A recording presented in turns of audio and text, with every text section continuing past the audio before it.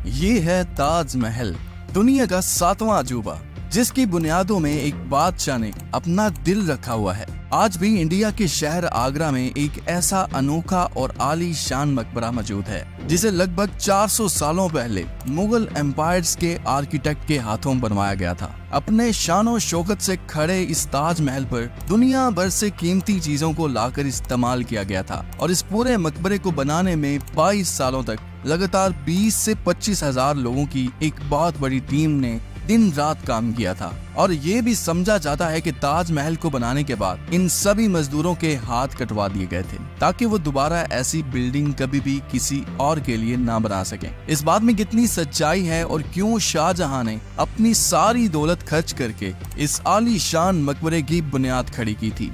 42 एकड़ पर फैला हुआ दूर से ही चमकता हुआ ये मकबरा जहां अपने अंदर खूबसूरती के बेशुमार बगीचे सजाए हुए हैं, वहीं इसके ऊपर गम और उदासी के भी कई सारे बादल अभी तक मंडला रहे हैं, जो आज भी हमें ये सोचने पर मजबूर कर देते हैं कि आखिर उस दौर में हुआ क्या था।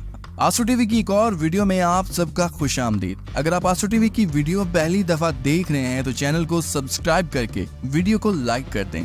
अगर आज के दौर में इसकी कीमत का एक रफ सा अंदाजा लगाया जाए तो संगे मरमर से तराशा हुआ ये खूबसूरत मकबरा हैरत अंगेज तौर पर $1 बिलियन यानी लगभग 7,500 करोड़ से भी ज्यादा महंगा है, क्योंकि इसकी बुनियादों में मुगल आर्किटेक्ट्स ने अपने हुनर की कई ऐसी निशानियां छोड़ रखी हैं जिसे देखकर ऐसा लगता है कि उस दौर के लोग आज के लोगों से बहुत ज्यादा एडवांस थे। इस बिल्डिंग को एक खास टेक्निक से बनाया गया था कि जब इसको मेन गेट के पीछे से खड़े होकर देखा जाता है तो ऐसा लगता है कि जैसे ताजमहल बहुत करीब है, मगर जैसे ही आप मेन गेट की तरफ बढ़ते हैं तो हैरत अंगेज तौर पर इसका साइज भी छोटा होने लगता है और ये आहिस्ता आहिस्ता आपसे बहुत दूर चला जाता है। इंसानी दिमाग को चकरा देने वाली ये कोई पहली ट्रिक नहीं थी जो मुगल आर्किटेक्ट ने ताजमहल की कंस्ट्रक्शन में इस्तेमाल की थी, क्योंकि इसके चारों मीनारों को भी बिल्कुल सीधा नहीं बल्कि मकबरे से थोड़ा बाहर की तरफ टिल्ट किया गया है। और इसका रीजन बहुत ही सिंपल था।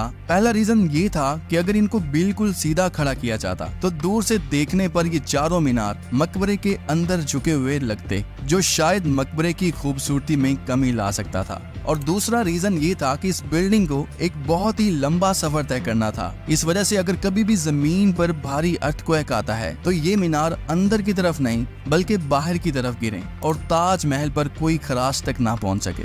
लेकिन आखिर कहानी क्या थी कि इसको बनाने वाले किसी भी सूरत में इस पर एक आंच तक बर्दाश्त नहीं कर सकते थे। अगर आप यहाँ तक वीडियो देख रहे हैं तो वीडियो को एक लाइक जरूर कर देना, क्योंकि अब हम हिस्ट्री में 400 साल पीछे जाने वाले हैं और जानने वाले हैं कि तब आखिर क्यों आधी से ज्यादा दुनिया पर राज करने वाला शहंशाह अपनी सारी दौलत खर्च करके इस मकबरे को बनाने में लगा देता है। ये कहानी शुरू होती है 1607 में, जब इंडिया और पाकिस्तान के नक्शे पर मुगल एम्पायर का होल्ड हुआ करता था। उस वक्त मुगल शहंशाह का सबसे छोटा बेटा शहाबुद्दीन मोहम्मद खुर्रम 15 सालों का हो चुका था और उसकी सालगिरह के लिए आगरा में एक आलीशान पार्टी रखी गई थी, जिसमें दुनिया भर से बड़े बड़े लोगों को बुलवाया गया था। क्योंकि खुर्रम मुगल शहंशाह को सबसे ज्यादा अजीज था, इसलिए हर साल इसकी सालगिरह पर इसको सोने, चांदी और हीरों के जेवरात से तोला जाता था और इसके वजन के मुताबिक जितना भी सोना बनता था वो सभी मुगल सल्तनत के गरीब लोगों में तकसीम कर दिया जाता था।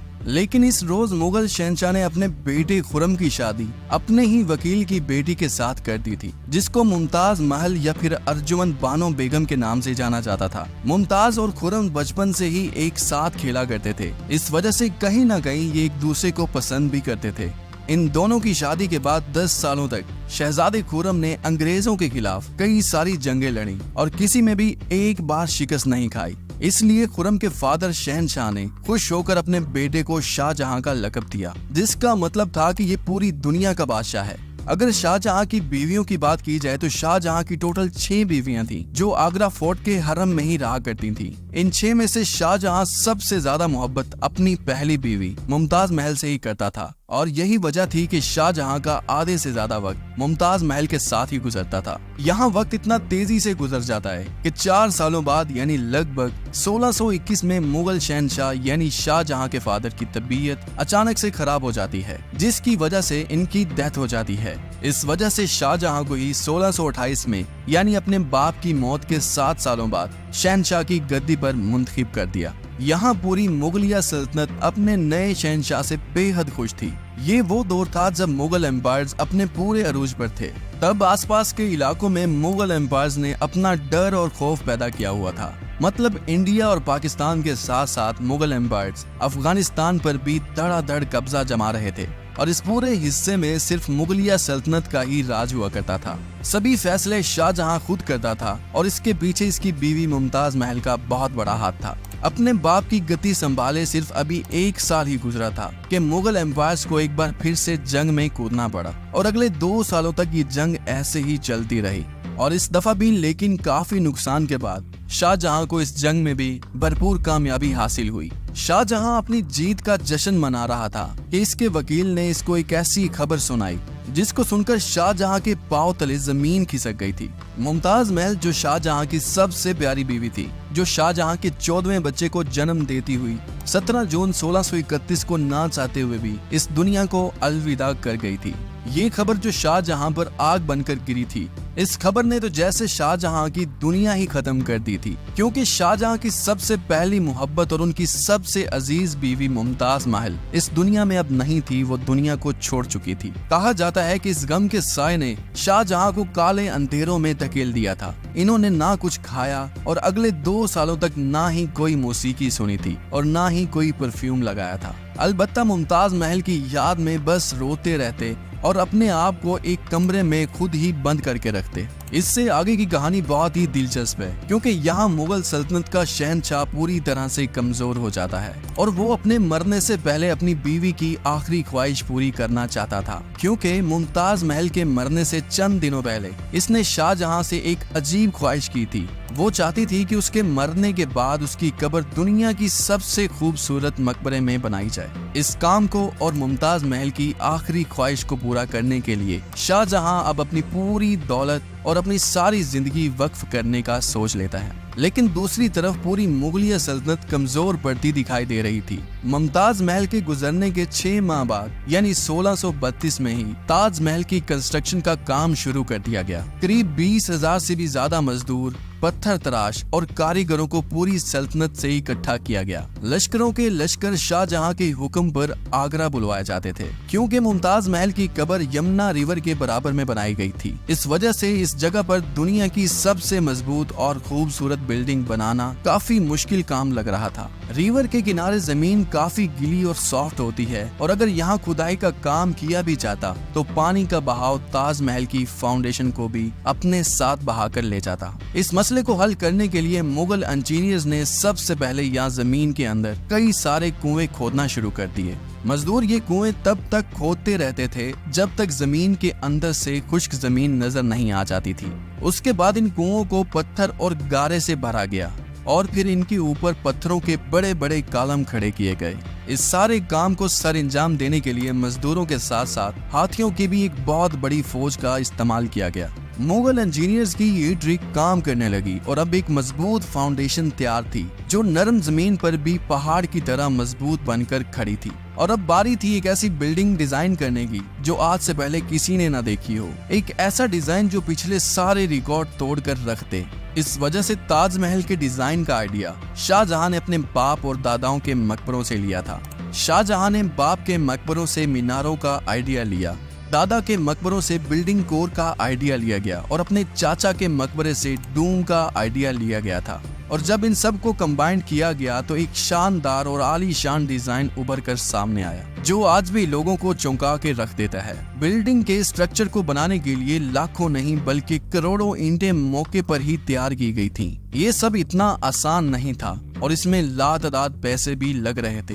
हर गुजरते दिन शाही खजाना तेजी से खर्च होता हुआ दिखाई दे रहा था, मगर शाहजहां को किसी चीज की परवाह नहीं थी। बस उनको ये काम हर कीमत में कंप्लीट करना था। कहा जाता है कि ताजमहल की कंस्ट्रक्शन के दौरान इतने सारे लोग लगाए गए थे कि इनकी वजह से आसपास के इलाकों में खाना पीना खत्म हो गया था। हजारों मजदूरों और कारीगरों की डिमांड पूरी करने के लिए शाहजहां ने आसपास के तमाम इलाकों से अनाज, अद्वियात और फल आगरा मंगवा लिए थे। कई सालों की मेहनत के बाद आहिस्ता आहिस्ता बिल्डिंग का स्ट्रक्चर बनकर कंप्लीट हो चुका था और अब बारी थी इसको संगमरमर से सजाने की।